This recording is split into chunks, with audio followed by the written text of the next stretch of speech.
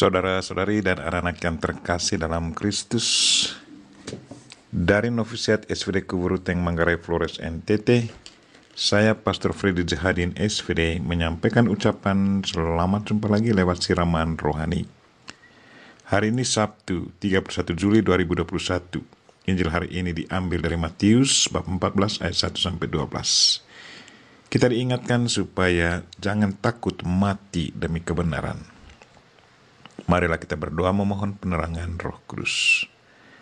Dalam nama Bapa dan Putra dan Roh Kudus. Amin. Tuhan dan Allah kami, puji dan syukur kami haturkan kepadamu karena Engkau selalu mengingatkan kami untuk promosikan kebenaran.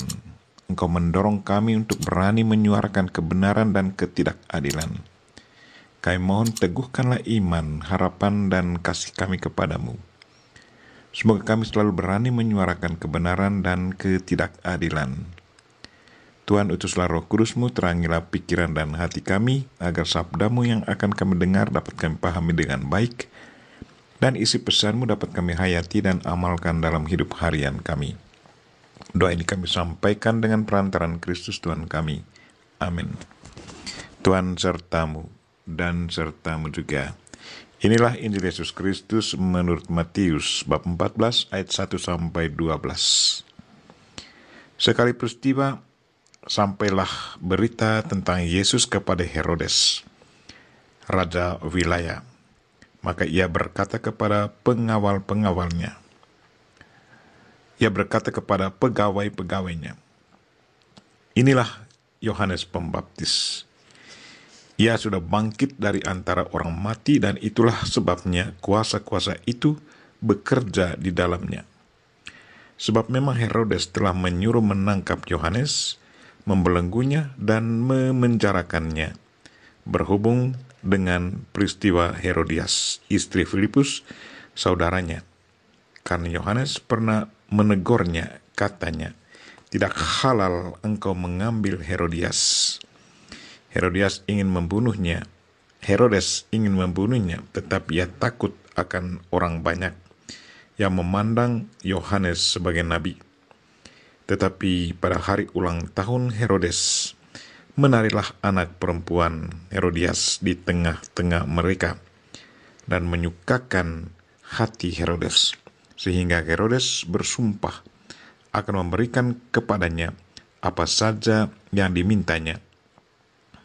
Maka setelah dihasut oleh ibunya, anak perempuan itu berkata, berikanlah aku di sini kepala Yohanes Pembaptis di sebuah talam. Lalu sedihlah hati raja. Tetapi karena sumpahnya dan karena tamu-tamunya, diperintahkannya juga untuk memberikannya.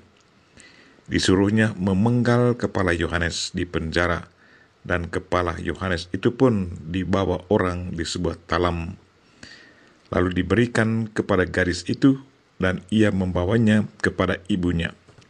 Kemudian datanglah murid-murid Yohanes Pembaptis, mengambil mayatnya dan menguburkannya. Lalu pergilah mereka memberitahukannya kepada Yesus.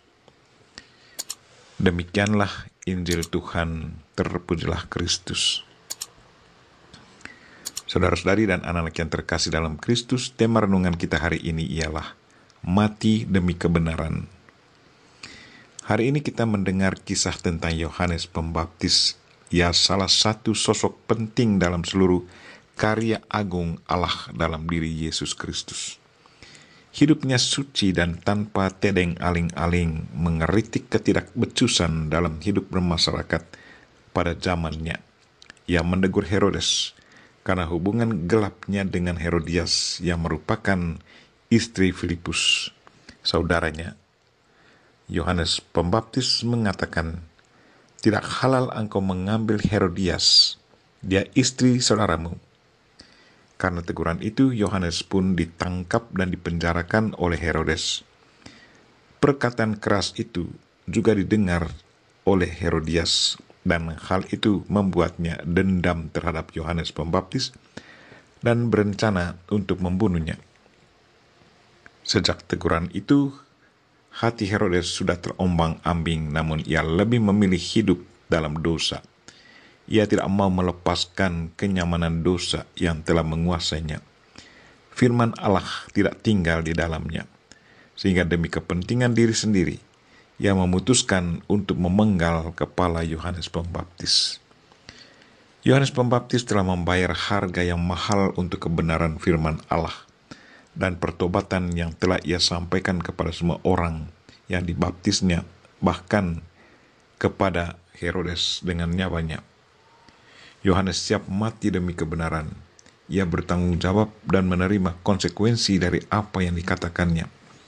Kritikan moral dari seorang nabi ditanggapi dengan kebencian oleh yang mencintai kejahatan. Yohanes merasa lebih baik mati demi kebenaran daripada berdiam diri dan membiarkan praktek kejahatan Herodes dan Herodias didiamkan. Yohanes harus bersuara mewartakan kebenaran dan siap menerima konsekuensinya. Kita semua tahu bahwa konsekuensi dari suara kenabian Yohanes adalah kematian. Mati demi kebenaran. Yohanes dibenci oleh Herodes dan Herodias, tetapi sangat dikasihi oleh Kristus. Di mata Yesus, Yohanes adalah nabi yang sangat luar biasa. Tidak ada nabi seperti dia yang lahir dari seorang perempuan. Yohanes Pembaptis mendapat tempat yang istimewa di dalam hati Yesus. Saudara-saudari dan anak yang terkasih dalam Kristus, apa yang kita pelajari dari Yohanes? Kita belajar tentang keberanian menyuarakan kebenaran, menjadi saksi-saksi kebenaran, terutama ketika hoax berwabah di seluruh lapisan kehidupan. Kita dipanggil untuk menjadi lilin yang menerangi dunia yang gelap. Marilah saudara-saudari dan anak-anak yang terkasih, bersama Bunda Maria kita berdoa, Tuhan, jadilah kami saksi kebenaran di tengah dunia yang dilumuri hoax. Semoga kami tetap teguh dalam iman, harapan, dan kasih. Amin. Marilah kita mohon berkat Tuhan. Tuhan sertamu dan sertamu juga. Semoga saudara sekalian dan mereka-mereka yang kita doakan pada hari ini dan segala aktivitas kita sepanjang hari ini dilindungi, dibimbing, dan diberkati oleh Allah yang Maha Kuasa, Bapa dan Putra dan Roh Kudus. Amin.